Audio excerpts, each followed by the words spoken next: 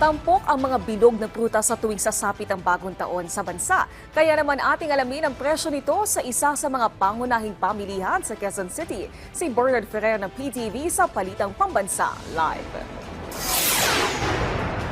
Naomi, normal pa ang presyo ng mga bilog na prutas dito sa Balintawak Market pero inaasahang tataas ang presyo nito sa besperas ng bagong taon.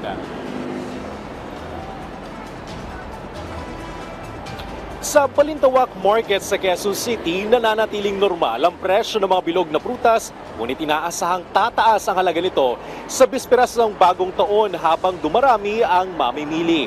Narito ang kasalukuyang presyo ng mga bilog na prutas. Ang persimmon, 50 pesos bawat piraso. Peras, 30 pesos bawat piraso. Grapes, 100 piso kada kilo. Orange, 100 ang 3 piraso. Apple, 100 ang 3 piraso. Ang longgan ay 200 kada kilo at 100 naman para sa kalahating kilo. Ang kiat-kiat ay 100 kada kilo. Ang pineapple ay 150 bawat piraso. Ang dragon fruit, 300 kada kilo. Ang Korean pear, 100 kada kilo. Ang melon, 90 kada kilo.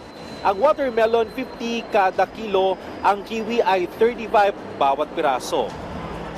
Ngayong araw inaasahan ang unti-unting pagdagsa ng mga mamimili na bumibili ng bilog na prutas bilang bahagi ng tradisyon sa pagsalubong sa bagong taon.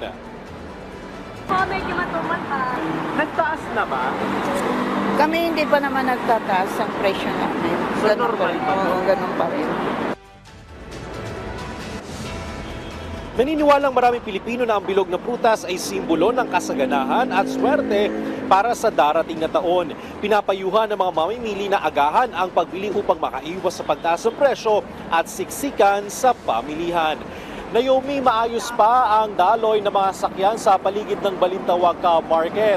Sa direksyon naman yung mga papunta ng North Avenue at Monumento sa Caloocan, mabilis din ang daloy ng mga sakyan. Balik sa iyo, Naomi.